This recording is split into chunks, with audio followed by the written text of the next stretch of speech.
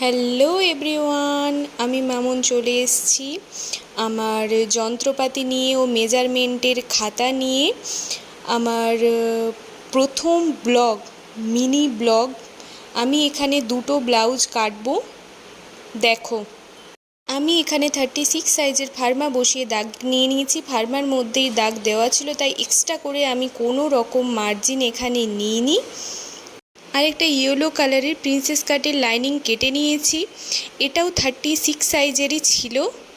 এই দুটো blouse piece কেটে নেওয়ার পর হঠাৎ করে আমার খেয়াল হলো যে আমার আরেকটা ব্লাউজ পিস রয়ে গেছে ব্ল্যাক কালারের, একই কাস্টমারের 36 সাইজেরই এটাও হবে।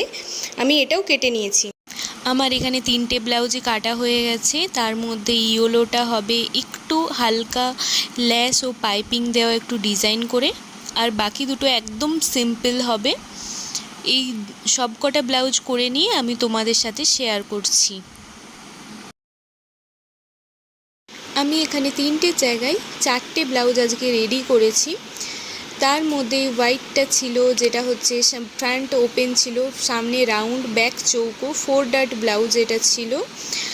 আরেকটা ছিল ব্ল্যাক কালারের ফ্রন্ট ওপেন, বোথ সাইড চৌকো, প্রিন্সেস কাটের উপরে এটা করেছি।